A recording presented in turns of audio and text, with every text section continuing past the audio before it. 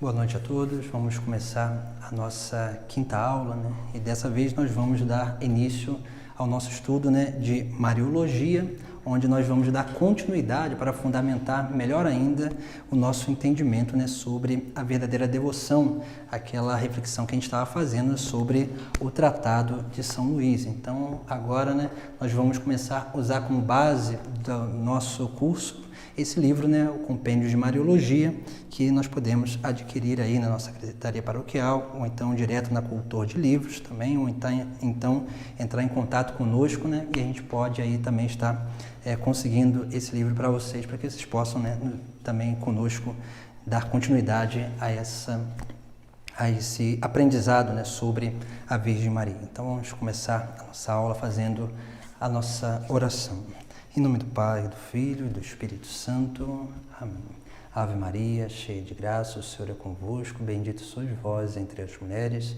Bendito o fruto do vosso ventre, Jesus. Santa Maria, Mãe de Deus, rogai por nós, pecadores, agora e na hora de nossa morte. Amém. Glória ao Pai, ao Filho e ao Espírito Santo, como era no princípio, agora e sempre. Amém. Em nome do Pai, do Filho e do Espírito Santo. Amém. Então vamos dar início, à nossa reflexão, nossa quinta aula, Também vamos começar esse aprofundamento, em alguns tópicos da Mariologia. Então nós não temos, aí muitas aulas, para isso, mas nas nossas aulas, nessas aulas que nós vamos ter, nós vamos aí, tocar, alguns tópicos importantes.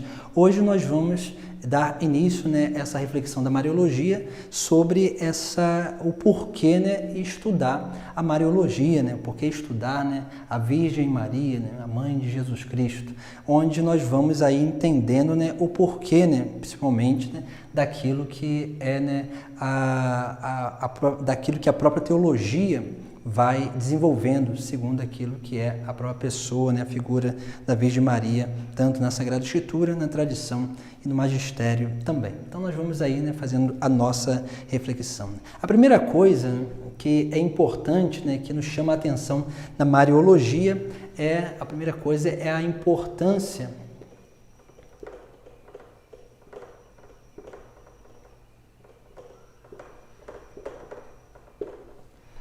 antropológica.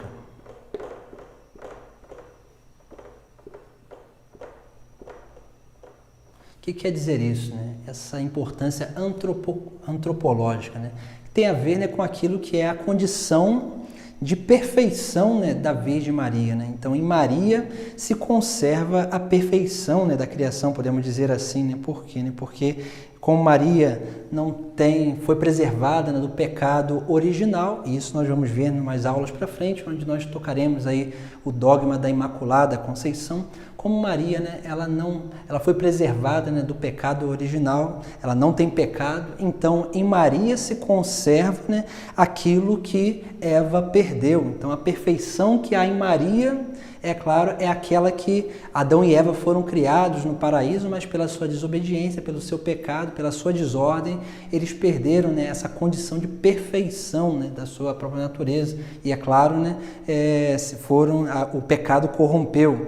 Então, em Maria, como foi preservada do pecado original, Maria conserva, essa perfeição original,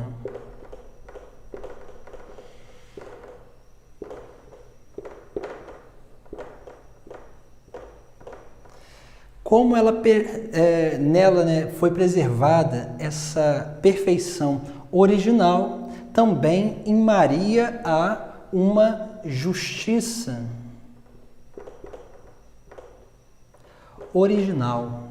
O que quer dizer isso, A justiça original, ela significa o quê, Ela significa que em Maria, tudo está, numa perfeita justiça. Todas as áreas as áreas da vida da Virgem Maria, interiores e exteriores, estão, numa profunda, justiça original. Isso quer dizer o quê? Que em Maria, não há excessos e não há faltas, Tudo é ordenado, tudo é ali, perfeito, Tudo se move, numa perfeita harmonia. Isso é muito interessante, porque, é claro, isso é um privilégio, que vem através da Imaculada Conceição, né? Depois, né, por essa justiça original, né, nós dizemos que em Maria se conserva a imagem e semelhança.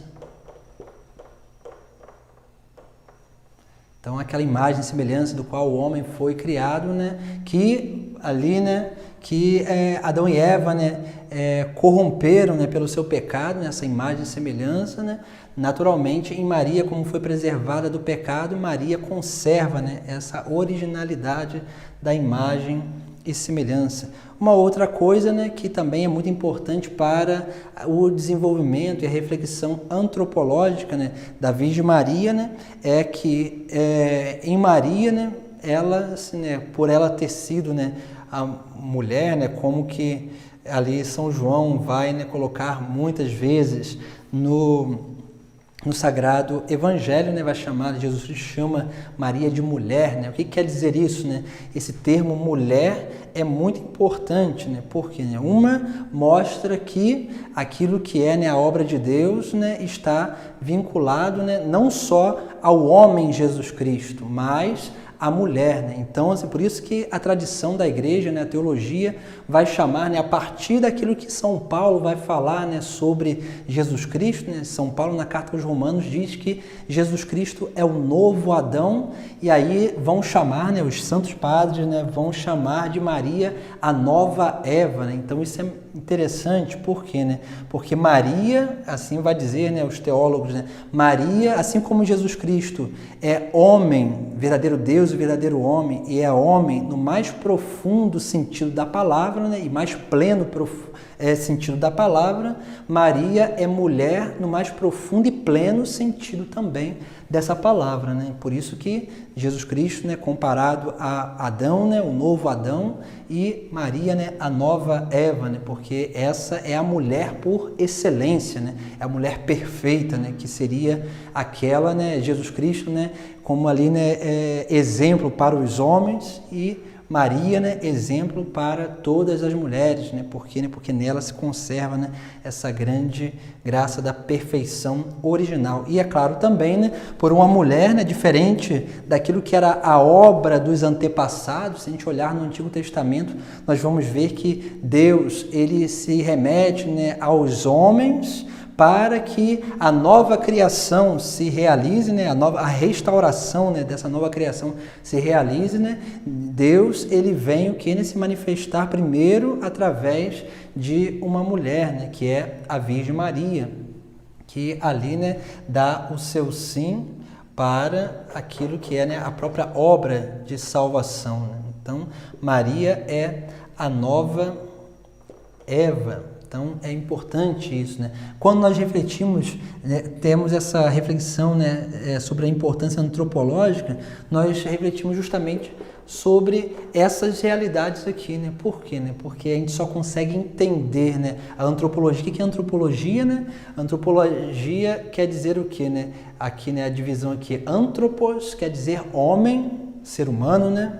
E logia, né, no caso, seria estudo, né? Então, seria o estudo do ser humano, né? Antropologia, né? Então, diante disso, né, Maria, como é aquela que conserva em si aquilo que é a perfeição da criação, assim, né, estudar antropologia, né, pela Virgem Maria é encontrar aquilo que seria, né, a perfeição, né, ou a condição perfeita que todo ser humano deveria alcançar, né, porque ela é essa obra-prima de Deus, né, porque é a obra, né, que realmente, né, é o único ser humano que não foi corrompido pelo pecado original. Então nós vamos vendo, né, como que é importante também, né, esse estudo da Mariologia, né, para que a gente possa entender, né, não aquilo que é somente a figura da Virgem Maria, mas para entender, né, aquilo que a onipotência divina, né, o poder de Deus, realizou nessa mulher, que realmente foi um instrumento, né, de salvação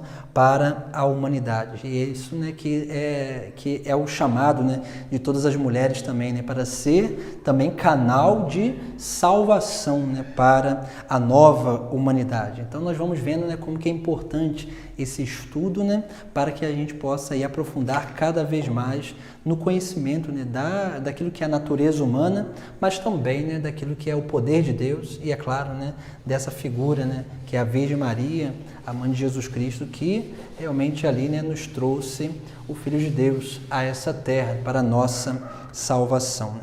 Depois, né, algumas coisas também são muito importantes, né, diante dessa reflexão antropológica, né? Por quê? Né? Porque já que Maria, né, há todas essas questões, né, de perfeição, de justiça original, de conservação, né, dessa imagem e semelhança, então assim, em Maria há o quê? Né? É aquilo que é o efeito, né, de todo esse ordenamento interior e exterior também, né, que é a felicidade, a realização e uma liberdade plena, né? Então em Maria se manifesta justamente isso, né? A felicidade, a realização e a liberdade. Então, essas três coisas aqui, elas têm a ver o quê, né? Com aquilo que é a condição de maturidade humana. Toda pessoa que alcançou a sua maturidade, ele é o quê, né? Ele é feliz, por quê, né? Porque alcançou também, né, aquilo que é a sua própria vocação, aquilo que realmente vai realizar, né, na vida, né? Tem sentido para a sua vida, né? E é claro, né, quando a pessoa alcança a felicidade e a sua própria realização, ela consegue ser muito mais livre, porque ela não fica buscando outras coisas, mas ela busca somente aquilo que realmente ela percebe que poderá realizar e conservar nessa felicidade e essa realização, né? E isso, naturalmente, né, a liberdade nos ajuda, por quê? Porque faz com que a gente se incline cada vez mais à busca do bem supremo, porque é o bem supremo que naturalmente vai nos dar isso aqui, né? A felicidade e a realização plena, porque o bem supremo não é um bem passageiro, não é um bem material, não é um bem dessa terra, mas é um bem que é eterno. E esse bem eterno, né, nós chamamos de sumo bem, né? Sumo bem, que é Deus. Então, por isso que quando o anjo vai lá anunciar a Virgem Maria, né, que ela seria mãe do Salvador, o que o anjo fala, né? O anjo diz assim: alegra-te, cheia de graça. O que quer dizer isso, né? Maria que está cheia de graça. Maria cheia de graça, o que? A graça é o próprio Deus. Então, se Maria está cheia de graça, ela já estava cheia de Deus, né, da graça divina, né? Então nós vemos isso, né?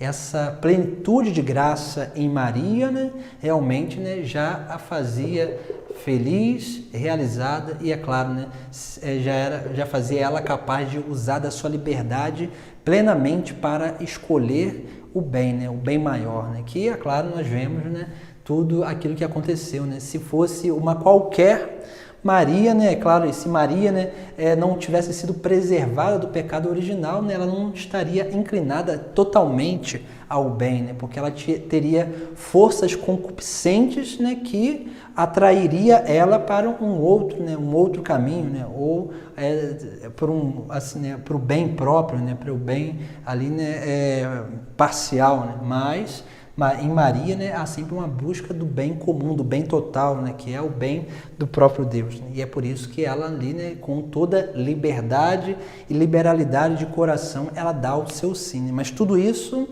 vem, é claro, né, essa plenitude aqui, né, de felicidade, realização e liberdade acontece justamente pela sua preservação, né, do pecado original. Mas é claro, né? Tudo isso aqui nos ensina o quê, né? O verdadeiro caminho, que é o sumo bem, que é Deus, para alcançarmos a nossa felicidade, a nossa realização e, é claro, o bom uso da nossa liberdade aqui nessa terra, né? Então, todos nós temos essa possibilidade, né? Porque recebemos de Cristo, recebemos da Virgem Maria esses pequenos indicativos de como realmente, né, aí, né, caminhar para alcançar isso aqui, né? É claro que a plenitude disso aqui acontecerá somente no céu, né?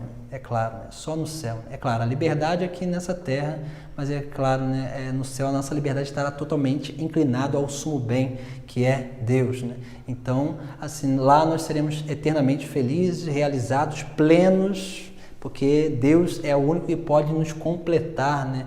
Totalmente, então nos veremos totalmente realizados e é claro, né, a partir desse uso, dessa liberdade aqui nessa terra. Então Maria, ela teve essa grande capacidade, por isso deu o seu sim, né, para a salvação da humanidade, mesmo não entendendo tudo aquilo que ia acontecer. Maria não entendia tudo o que ia acontecer, mas ela confiava, né? Porque também essa condição de perfeição de Maria possibilitou, né, essa condição de buscar o bem supremo, possibilitou a ela, né, uma confiança muito maior do que nós temos, uma esperança muito maior naquilo que os profetas diziam sobre o Messias e sobre a obra de salvação do que nós temos também, né? E uma capacidade de caridade, de amor, né? Que é assim, essa capacidade de correspondência no sacrifício, dessa correspondência aí, né, da entrega total, né, que é o que ela fez da sua própria vida, quando ela diz, né, eis aqui a escrava do Senhor, faça em mim segundo a vossa palavra, na passagem de São Lucas, né, no capítulo 1, nós vamos ver justamente isso, né, e é claro, né, essa capacidade de sacrifício, né, e é claro, de dar o seu próprio filho, né, para a nossa salvação, né, e aí nós vamos percebendo, né, como que realmente, né, o estudo sobre a Virgem Maria vai nos levando cada vez mais, né, aquilo que é a união com Cristo, né, a união com Deus. Por isso que agora, né, primeiro vimos a questão da devoção e agora nós estamos, né, realmente aprofundando os dados mariológicos para que assim a gente possa, né, realmente fundamentar mais ainda, né, na teologia que a Igreja nos ensina sobre a nossa devoção, né, para que a gente não caia em nenhum erro. Depois, o segundo tópico também muito importante para o estudo da Mariologia que são, né, as fontes mariológicas, né? O que são as fontes mariológicas? São, né, ali, né, tudo aquilo que a gente pode pesquisar, tudo aquilo que a gente pode, né, ali, né, ler e, é claro, né, se aprofundar para um conhecimento maior, né, da Mariologia. A primeira fonte mariológica é a Sagrada Escritura, né? A Bíblia. Então, a primeira fonte mariológica é a Bíblia, a Sagrada Escritura, né? Onde ali, tanto no Antigo Testamento quanto no Novo Testamento, nós vemos no Antigo as prefigurações e no Novo Testamento nós contemplamos aquilo que são as realizações, né? Ali, né? Aquela forma de perceber, né, a figura da Virgem Maria muito objetiva, né, e muito explícita nos Sagrados Evangelhos e, é claro, né, de uma forma implícita no Apocalipse, em algumas cartas também, né, principalmente a carta aos Gálatas. Também nós vemos aí, né, a figura da Virgem Maria aparecendo também de uma forma implícita, né? Então nós vemos aí, né, a segunda fonte, né, também importante, né, para a Mariologia é o que, né? É a tradição.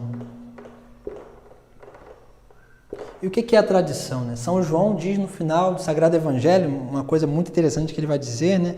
Lá no final do Evangelho ele vai dizer assim, né? Lá no capítulo 21, versículo 24, seguinte, né? Ele vai dizer assim: este é o discípulo que dá testemunho destas coisas e as pôs por escrito.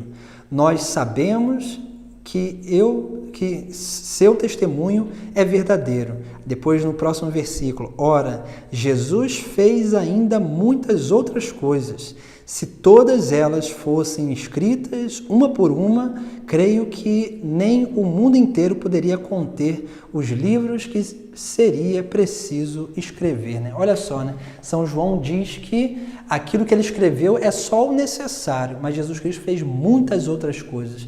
E como que nós conhecemos essas outras coisas que Jesus disse, Jesus ensinou? Como que a gente conhece isso? Através da tradição, né?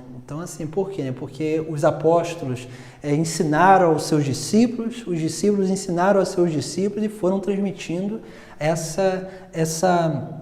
esse conhecimento, né, daquilo que Jesus Cristo, ou daquilo que aconteceu naquela época ali, né, onde ali naquela época apostólica, no início da igreja, aquilo foi sendo transmitido. A tradição é justamente isso. E, naturalmente, a tradição também é aquela que escreve aqueles que são, né, os textos sagrados do Novo Testamento, né, os evangelhos, os evangelistas, ali as cartas, né, de São Paulo, também algumas outras cartas de São Tiago, de São Judas, o Apocalipse de São João, né, as cartas de São João. Várias daquelas cartas foram escritas o quê? Pela tradição, né? Pelos apóstolos ou por discípulos, os evangelistas ou então, né, algum outro discípulo ali, né, como a carta aos Hebreus, né, que há muito tempo atrás, né, se achava que era de autoria de São Paulo, porque traz ali alguns elementos encontrados também nas cartas de São Paulo, mas hoje, por alguns estudos, já se diz, né, que essa carta ela não foi escrita por São Paulo, mas está ali, né, como um texto sagrado, porque foi escrito por algum discípulo dos apóstolos, né, porque ele traz, né, todos aqueles elementos importantes, né, para o entendimento ali, né, principalmente daquilo que é o sumo sacerdócio de Cristo e assim algumas outras coisas que ali, né, Jesus Cristo dá novo entendimento, né, podemos dizer assim, né, daquilo que o povo antigo vivia e agora, né, nós vivemos. Depois, a segunda coisa que também é muito importante é o censos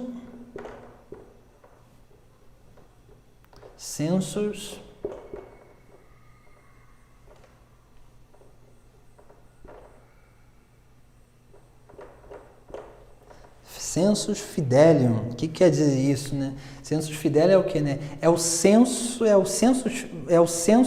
de fé do povo de Deus, né? É claro, né? Como a tradição, né, transmitiu os ensinamentos, o povo, muitos deles, né, que não sabiam ler, não sabiam escrever, mas sabiam escutar, né, foram escutando essas histórias e foram também transmitindo essas histórias e todo esse senso de fé foi sendo incutido na vida do povo. Por isso que quando vai se declarar um dogma, né, claro, hoje em dia, né, se faz o quê, né? Se manda uma carta, né, o Papa manda uma carta para os bispos, né, das dioceses e pergunta, né, se aquele dado ali de fé que está querendo declarar dogma, né, aquele dado de fé, ele é comum no senso de fé dos fiéis, né? Se aquele povo ali crê, né, naquele dado, naquela verdade de fé, né, ou tem a devoção, né, aquela verdade de fé, né? Então nós vemos aí, né, como que também essas coisas também são importantes, porque também, né, é como aquela coisa, às vezes a gente escuta uma palestra ou então escuta alguém falando alguma coisa e a gente acha, bem, isso aqui é estranho, né? A gente nem sabe o que é, né? Mas tem alguma coisa em nós que, na consciência, que dá aquele estalo assim, pô, isso aqui tá um pouco estranho. E a gente, né? A gente fica ali, né, sem saber o que é, e é justamente isso aqui, né? Como a gente tem um senso de fé, naturalmente, algumas coisas, a fé, o dom da fé, ele nos alerta a nossa consciência para que a gente possa, né, realmente não fugir, né, do verdadeiro caminho da salvação, né, que é assim, né, a verdadeira fé. Depois, outra fonte também muito importante, né, lembrando também, né, que no Census Fidelium, né, aqui geralmente estão, né, as devoções também, né, as devoções marianas, assim, não só as devoções marianas, mas outras circunstâncias também, né, devoções populares, né, estão dentro desse âmbito aqui, né, dessa fonte, né, mariológico também. E depois, né, o magistério.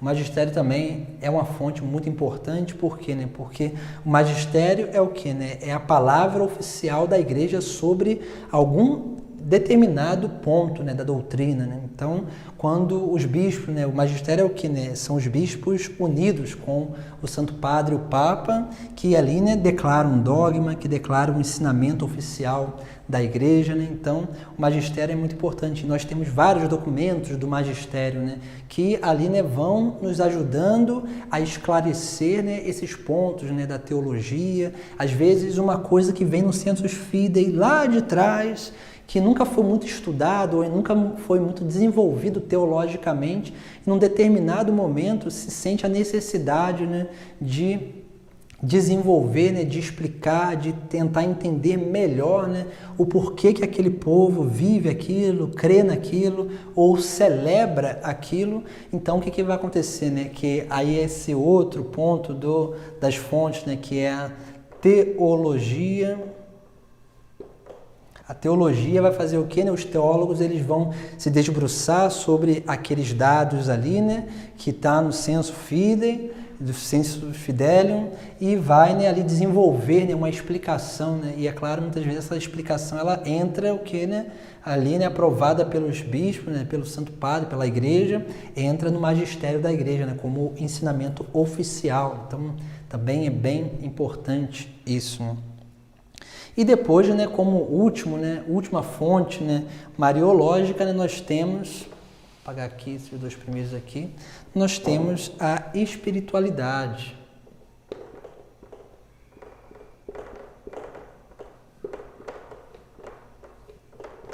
A espiritualidade. E é claro, né, tendo em vista aquilo que é a Mariologia, que está sendo nosso estudo aqui, né, quando nós falamos da espiritualidade, nós vemos, né, várias circunstâncias, principalmente as práticas devocionais. Nós vemos também, né, temos aqui também, né, aquilo que são as aparições da Virgem Maria, né, porque Maria, nas suas aparições, ela sempre traz uma mensagem, e geralmente uma mensagem vinculada à espiritualidade, né, porque nós vemos ali, né, sempre às vezes um alerta, um chamado à vida de oração, à penitência, um chamado à oração do Santo Terço, né, um chamado de conversão. Nós temos sempre, né, algumas coisas relacionadas nas aparições à espiritualidade.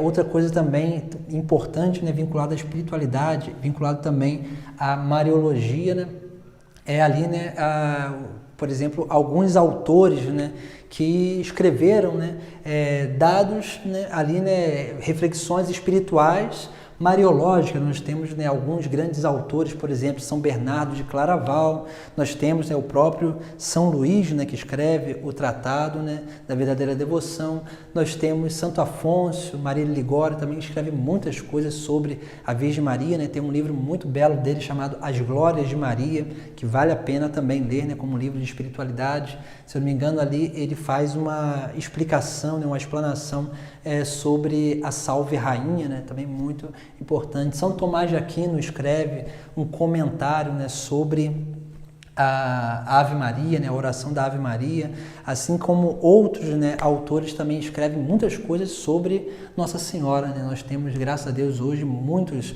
autores que escrevem, né, textos de espiritualidade sobre a Virgem Maria. E é claro, essa espiritualidade geralmente ela está, né, vinculada a toda essa realidade, né, do magistério, da teologia, do Sensus Fidei, e naturalmente também, né, aqui dentro dessa espiritualidade também tem aqui também, né, algumas coisas bem particulares. Por exemplo, né, alguns santos, né, que tiveram, né, alguma experiência, né, com a Virgem Maria também, né, alguns videntes de Nossa Senhora, né. Nós temos vários relatos, né, temos algumas obras, por exemplo, que falam, né, da vida de Nossa Senhora, né, videntes, né, pessoas que tiveram, né, uma experiência com a Virgem Maria e receberam, né, da graça divina, né, o conhecimento, né, da história da Virgem Maria, né. Nós temos aí, né, a serva de Deus, Catarina Emmerich, né, que escreve uma vida de Nossa Senhora. Aliás, ela relata, né, vão escrever para ela, se não me engano, ela não sabia escrever, né, mas ela vai relatando as visões que ela vai tendo e vão escrevendo. Nós temos uma outra vidente também, que agora não me lembro o nome, mas escreve um livro chamado A Cidade Mística de Deus, que também é uma história, né, que fala, né, da Virgem Maria. Então nós temos aí, né, vários elementos, várias fontes que nós podemos, né, consultar para conhecer, né, mais ainda a Virgem Maria, né? E é claro, né, podemos dizer, né, na Sagrada Escritura tem muito pouco que fala sobre Maria, né? Mas é claro, o pouco que tem já dá, né, muita coisa para ser produzida, né? Então a gente vê aí, né, como que realmente, né, o pouco que foi escrito de Nossa Senhora, que for necessário, é aquilo que realmente nos dá embasamento para que a gente possa desenvolver muitas outras coisas. Então nós vemos aí, né, que é claro, né, o Sagrado Evangelho ele está para nos falar de Cristo, mas é claro, nunca deixa de lado esse grande mistério da vida de Cristo, que é a sua própria mãe. Então, é muito importante. Outra coisa também importante da Mariologia, né? Maria é uma síntese.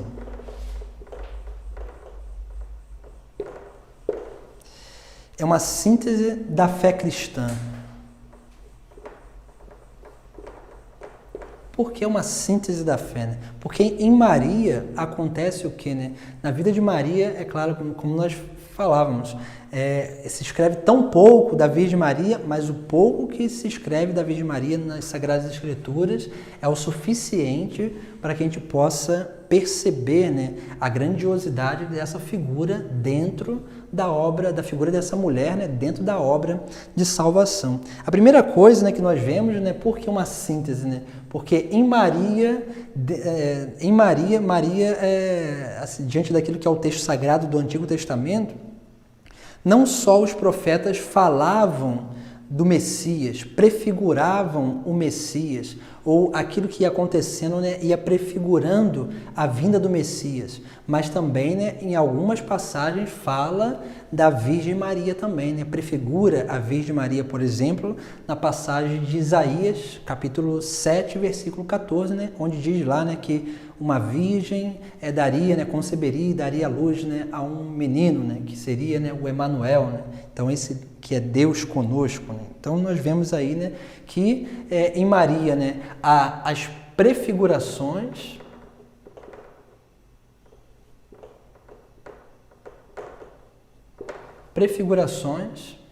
é claro, né, cristológicas e mariológicas, né, que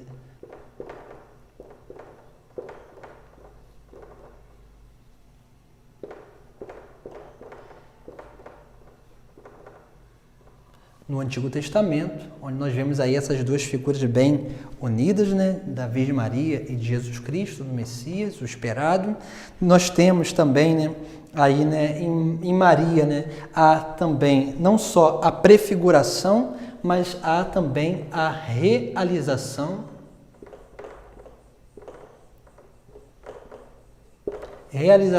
da obra divina, né? Por quê, né? Porque Maria não só foi prefigurada na antiguidade, juntamente com Cristo, mas em Maria também se realiza o mistério de Cristo, né?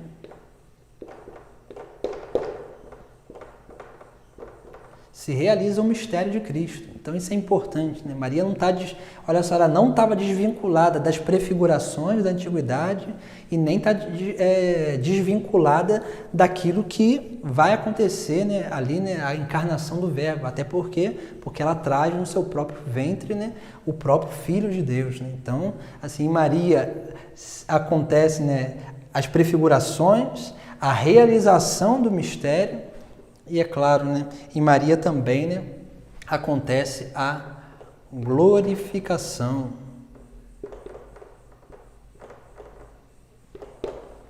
E, é claro, nessa glorificação nós temos duas realidades, né, que é a cruz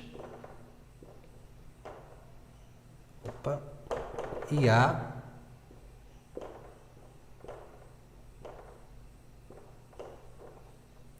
ascensão.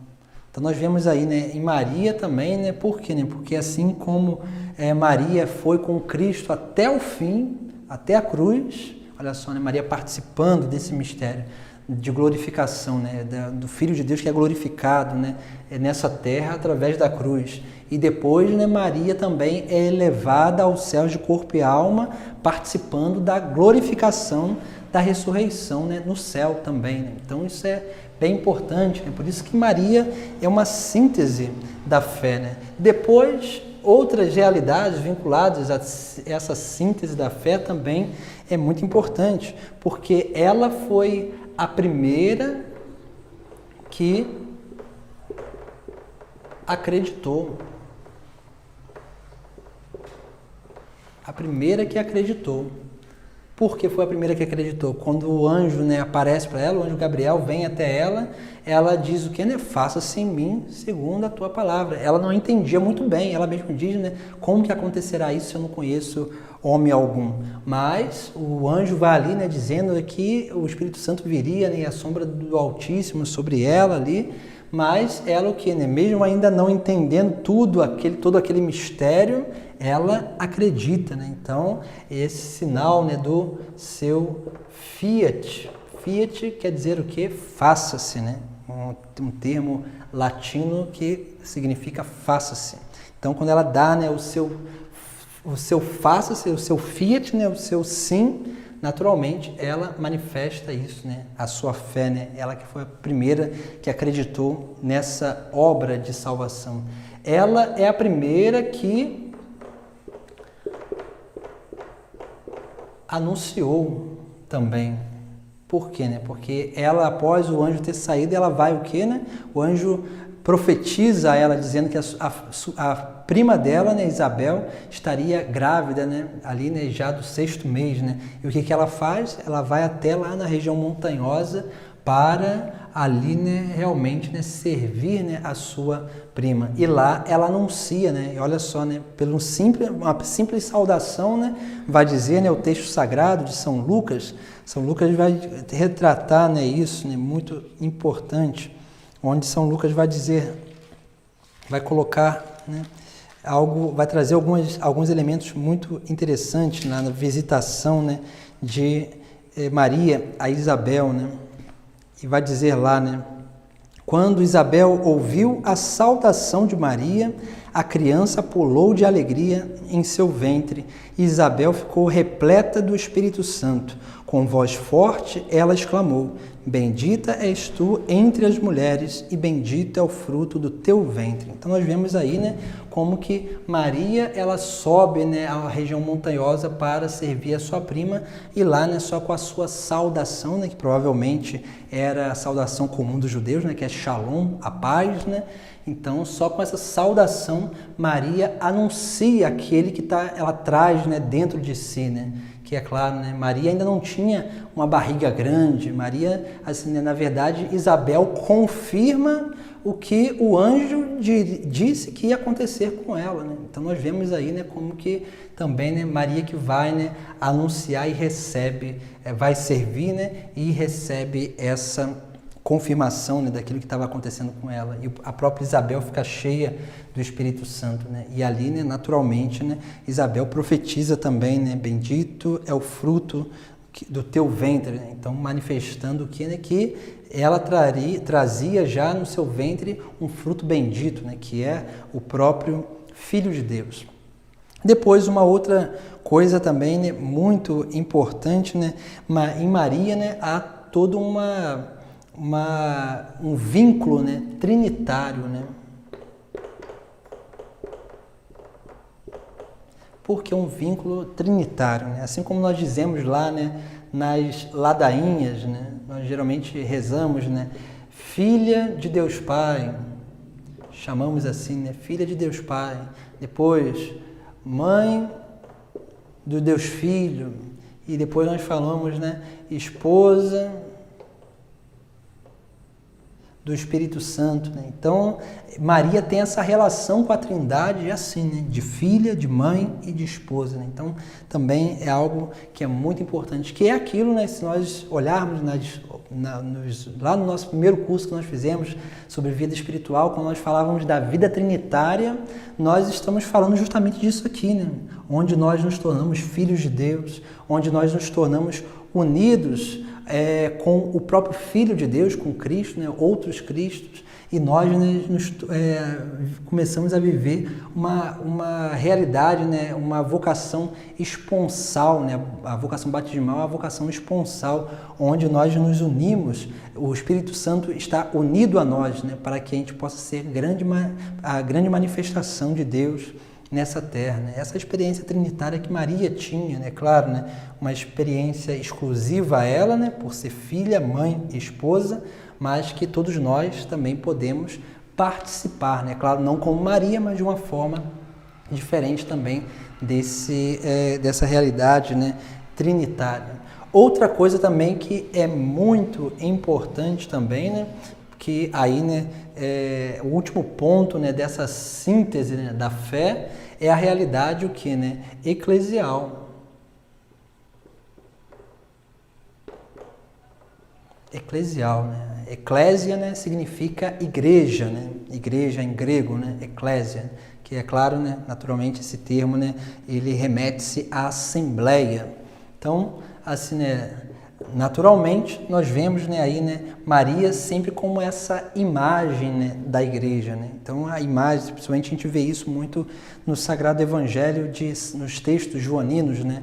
No Sagrado Evangelho de São João, no Apocalipse, nós vemos aí, né, essa imagem, né, essas imagens que se confundem, né, de Maria e a igreja, né? Por que disso, né? Esse entendimento, assim como Maria deu à luz ao Filho de Deus, a igreja, pelo batismo, dá à luz, né, a outros filhos de Deus. Então, é bem interessante isso também. Por isso que a figura de Maria, né, com a igreja, né, está muito unida, né? Então, Maria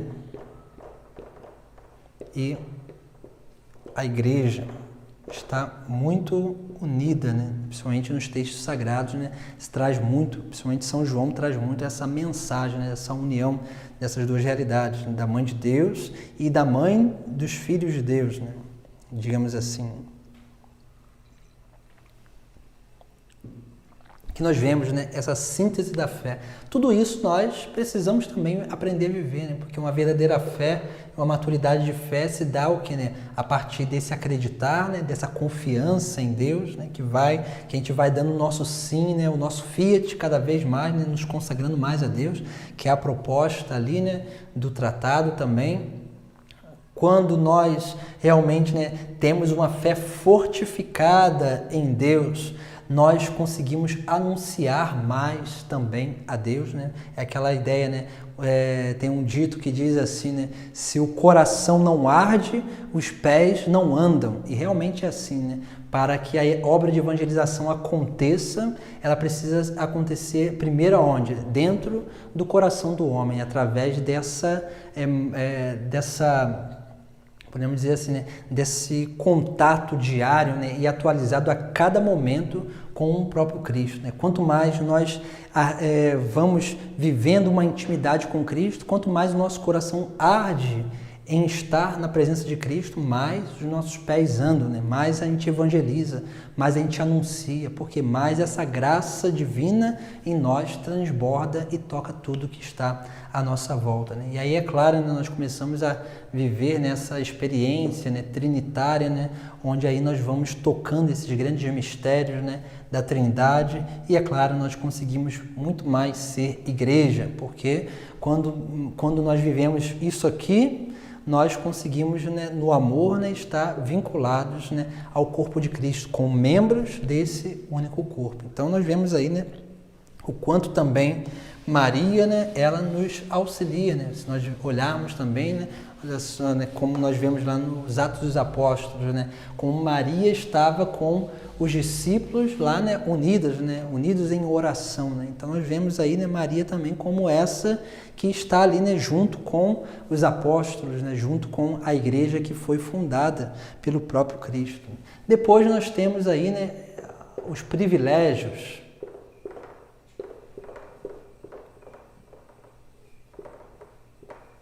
Privilégios marianos. O que são os privilégios marianos? Os privilégios marianos são os dogmas, né? Os 4 dogmas que nós temos marianos, né? E ainda nós dizemos, né, que quais são esses privilégios, né? O primeiro privilégio é que só Maria é Mãe de Deus. Depois, mais à frente, nós vamos falar dos dogmas, disso aqui que a gente está falando, né? Mas aqui é só para que a gente possa, né, ter consciência. Esses são os privilégios da Virgem Maria, né? Só Maria é Mãe de Deus, mas ninguém nessa terra pôde ser Mãe de Deus, né? Mãe do Filho de Deus, Mãe de Jesus Cristo, né? Só Nossa Senhora. Por isso que, só por isso, ela já não poderia ser uma mulher qualquer, né? Então, porque nenhuma outra mulher, né? Muitas outras mulheres puderam e podem e poderão dar à luz aos seus filhos, mas nenhuma delas dará à luz ao Filho de Deus, né? Só Maria pôde dar à luz o Filho de Deus. Depois, o segundo privilégio, né? Só Maria é virgem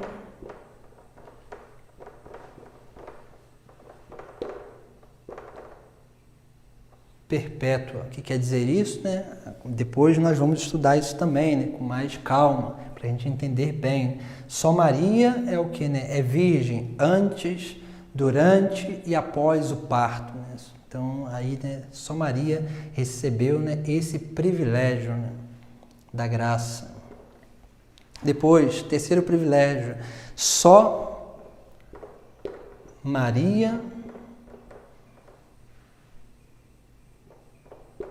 é preservada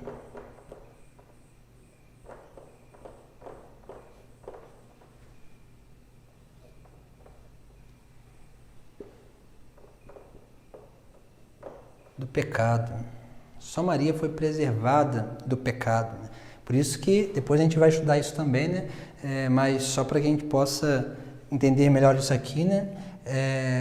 Desde a antiguidade, né, se tinha uma dificuldade de entender, né, como que Maria, né, ali, né, participou, né, da obra de salvação, né, do Filho de Deus, de Jesus Cristo. Por quê, né? Porque se a salvação, né, de Maria, se a salvação dada por Cristo, assim, né, não tocasse a Virgem Maria, né, então ela, assim, né, então pelo menos uma pessoa não teria, né, participado da obra plena de redenção, né? Então, assim, né, isso tornaria o quê, né? A obra de Cristo uma obra imperfeita, né? Porque não tocou toda a humanidade.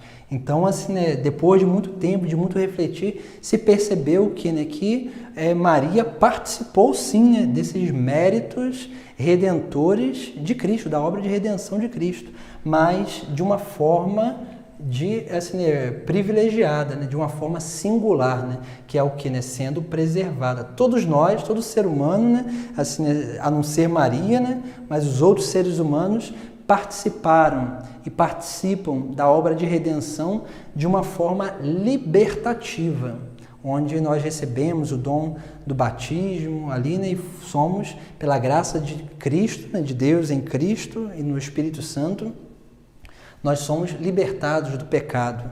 Em Maria, né, Maria foi o quê, né?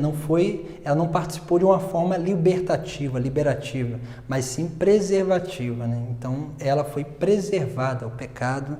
Então, ela participou sim, né, dos méritos de Cristo, mas de uma forma singular. E esse também é um privilégio. Depois, só Maria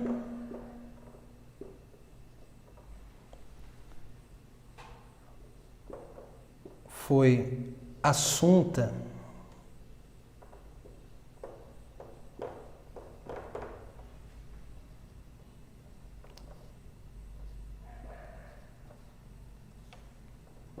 ao céu, de corpo e alma, né? Nós temos isso, né? Corpo e alma.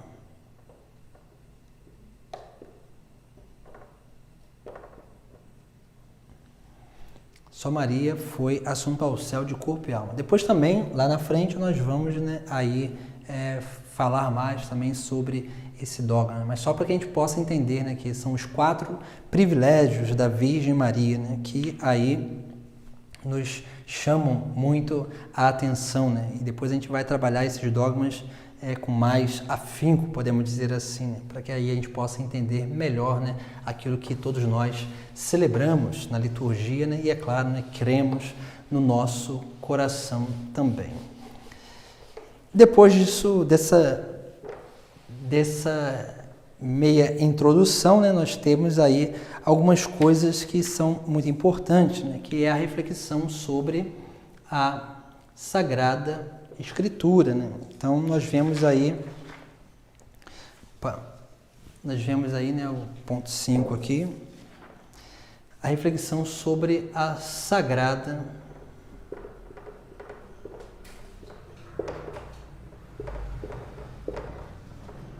Escritura. Hoje a gente vai fazer essa primeira introdução desse conhecimento sobre a Sagrada Escritura, porque depois a gente vai, né, na próxima aula, a gente vai trabalhar o próprio texto sagrado para que assim a gente possa, né, realmente ir meditando.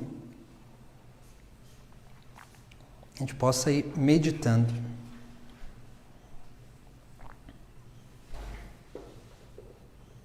Ponto 6.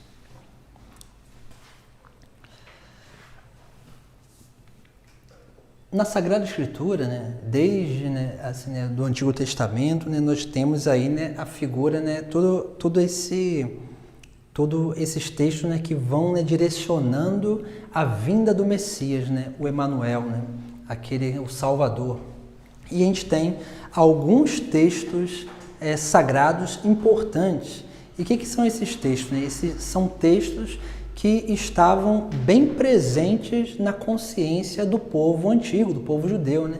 Onde eles ali, né, eram textos que ali, né, motivavam a sua fé, né, motivavam a sua esperança para a vinda do Salvador, né? Então, existe basicamente 5 textos muito importantes, né? O primeiro que a gente chama de proto-evangelho,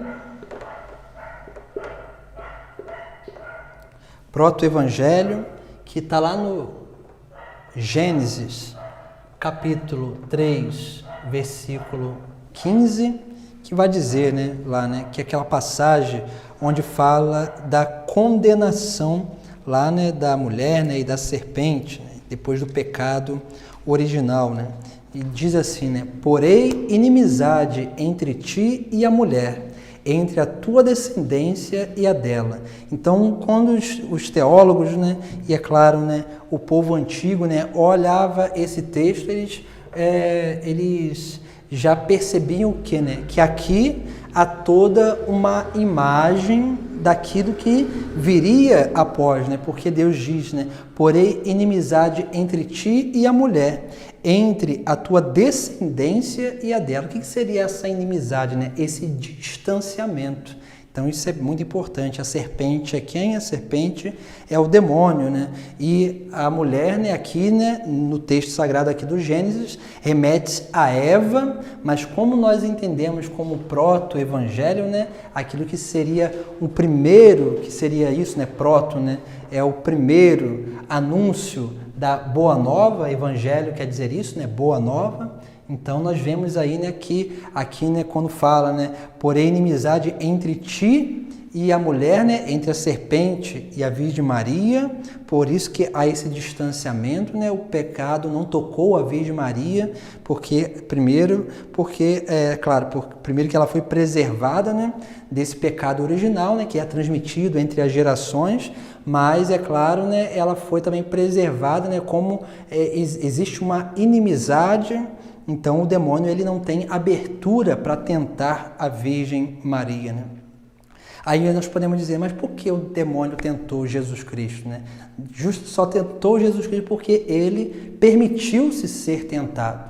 E isso para quê, né? Para nos ensinar. Porque também Jesus Cristo não precisava morrer, mas ele quis passar pela cruz também para nos ensinar coisas também, né, importantes para a nossa vida, né?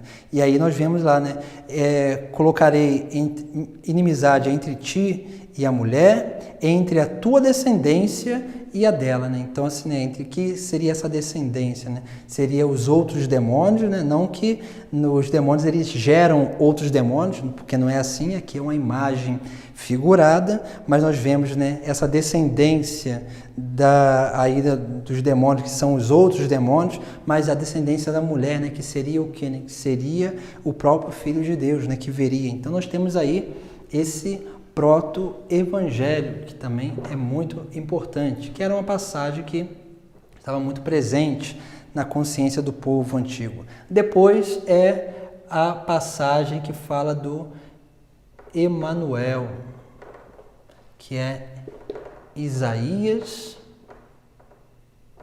7, versículo 14, seguinte. Então, que diz lá, né, Isaías capítulo 7, versículo 14, diz assim, né? Pois bem, o próprio Senhor vos dará um sinal. Eis que a jovem conceberá e dará à luz um filho e lhe porá o nome de Emanuel. E aí nós vemos, né, como que aí essa prefiguração já, né, da vinda do Messias, né? E se nós olharmos, né, o próprio Evangelho de São Mateus, ele traz justamente essa profecia aí, né? Ele vai falando, né, para se cumprir a profecia, né? Então é bem interessante também, né?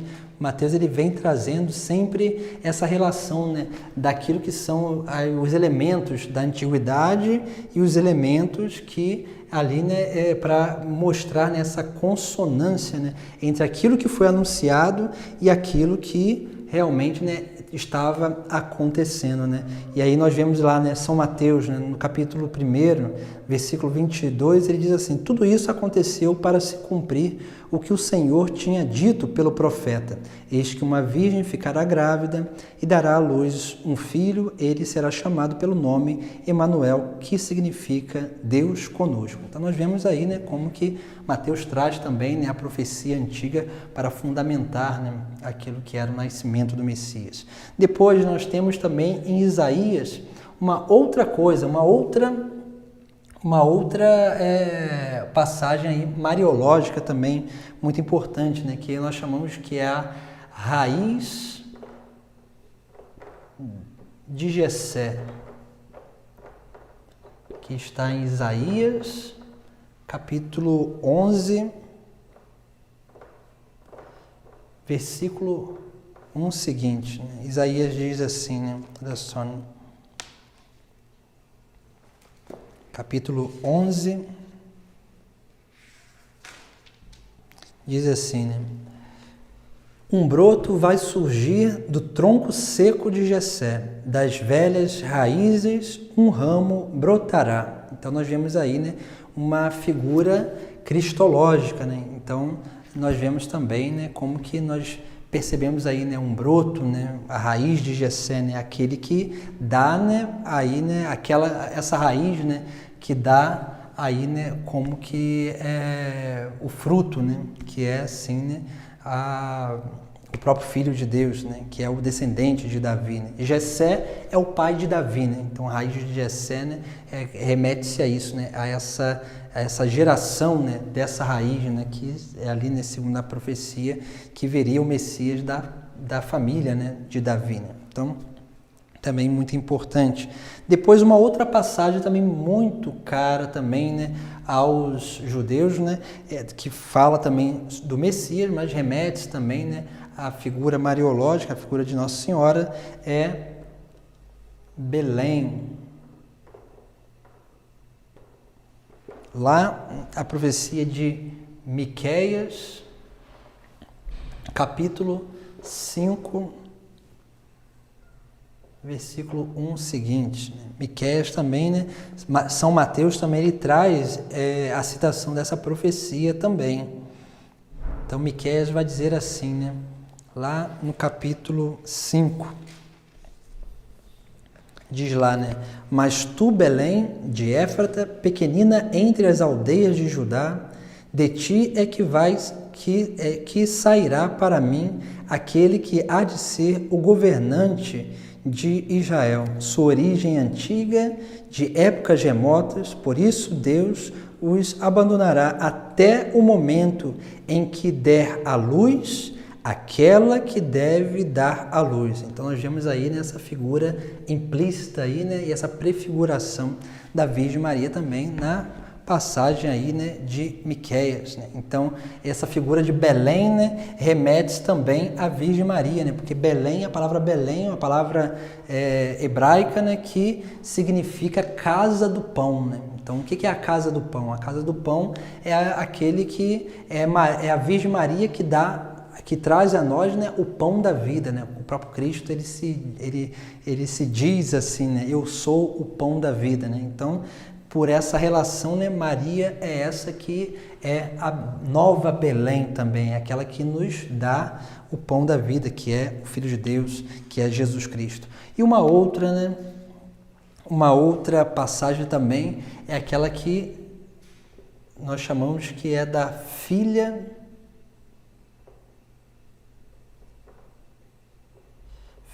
de Sião. Está em Sofonias,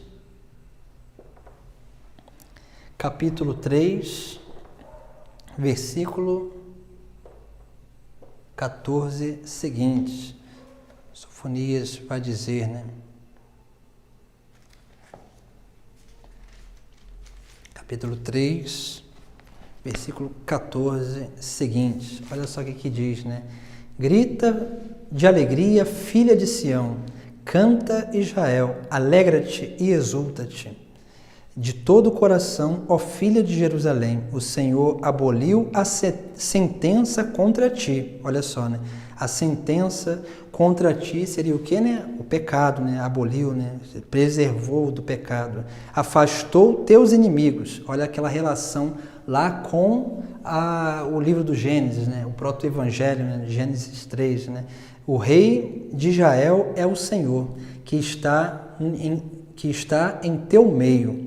Não precisará mais ter medo de alguma desgraça. Naquele dia, Deus dirá a Jerusalém: não tenhas medo, Sião, não te acovardes. Então nós vemos aí, né, essa profecia também que fala, né, da filha de Sião, né? Então é interessante, né? Sião é um monte onde estava construído a cidade de Jerusalém, né? Então filha de Sião, né, é aquela que é a filha da cidade santa, né? Então nós vemos aí também, né, como que toda essa relação aí, né, também, né, eclesial, né, onde nós vemos aqui, né? Então, essas 5 passagens aqui eram muito presentes, né, aí na consciência do povo de Israel, né? Então, para que a gente possa aí, né, ter bem presente isso, né, e naturalmente, a partir disso aqui, que se percebia os sinais dos tempos, né? Por isso que quando a gente vê lá, né, assim, né, como que Deus vai conduzindo a história para que se cumpra essas profecias, não é à toa, né, que Deus, em sua infinita providência, ele vai conduzindo a história para que tudo isso se realize, para que o povo de Israel, né, como São Paulo diz lá, né, na plenitude dos tempos, né, quando o povo estava e era capaz de perceber a vinda do Messias, né, a vinda e a pessoa também do Messias em Jesus Cristo, quando eles eram capazes de reconhecer isso, é o que, né? Quando eles conseguissem ver essas profecias, não só essas, mas algumas outras também, né, sendo cumpridas. Por isso que, por exemplo, São Mateus, ele traz muito presente algumas dessas profecias, né? Principalmente essa do Emanuel e essa de Miqueias aqui, que fala sobre Belém, né? Então, por quê, né? Porque os evangelistas, eles têm esse cuidado de trazer, né, essas imagens antigas para mostrar, né, essas prefigurações antigas, para mostrar que em Cristo essas prefigurações, elas não mais são uma imagem imperfeita, mas são a própria realização, que é o Filho de Deus, né? Então isso é bem importante também. E para terminar, né, a nossa reflexão de hoje, nós vamos também, né, tocar aí, né, no último ponto, né, que seria o quê, né? Que são as formas de interpretação.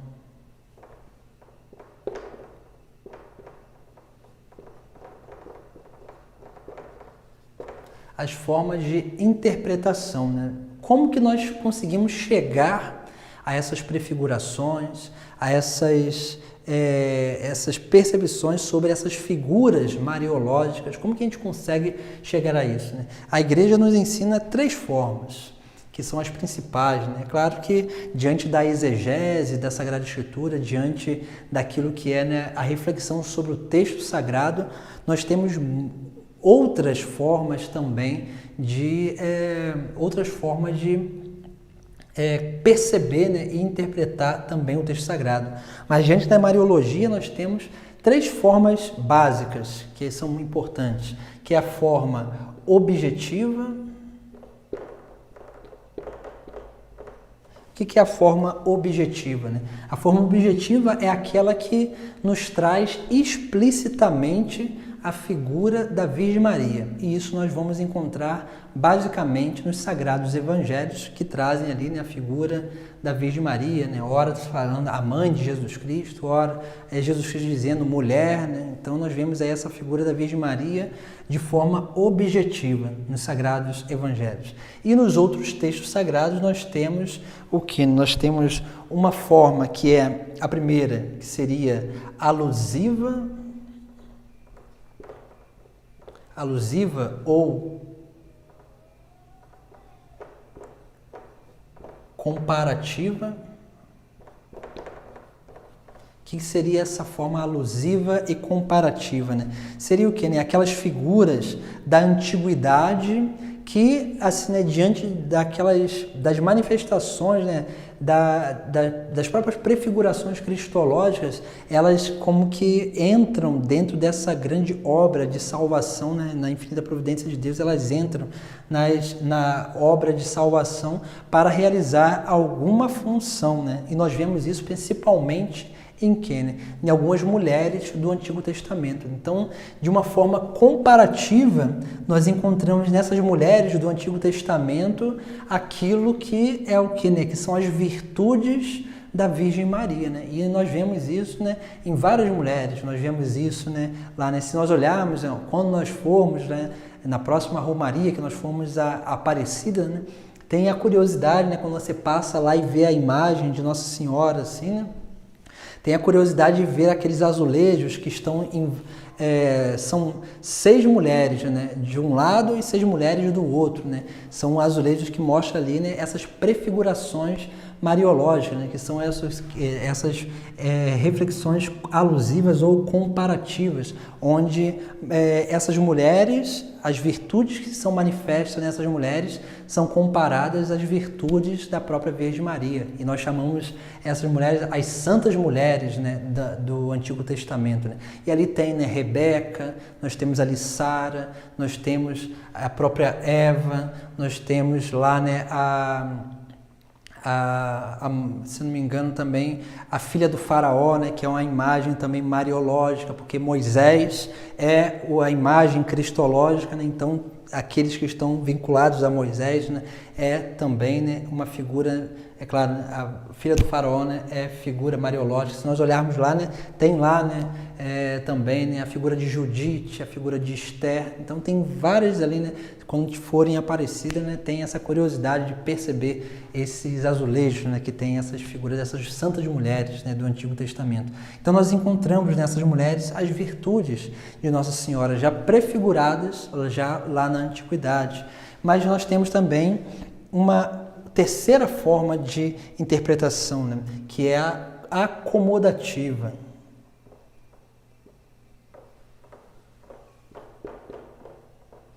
E como que a gente encontra, né? Olha só, né? Parece que é meio confuso, né? Mas não é confuso não, né? Essa forma acomodativa é o que, né? É quando nós vamos, diante de alguma circunstância, acomodando, né, aquilo que é a interpretação mariológica. E geralmente essa interpretação acomodativa nós usamos basicamente para lugares e também, né, objetos lá na antiguidade, né, que remetem à Virgem Maria, né? Vou dar alguns exemplos aqui, né, de lugares, objetos, né, algumas circunstâncias ali que nos chamam a atenção a isso, né?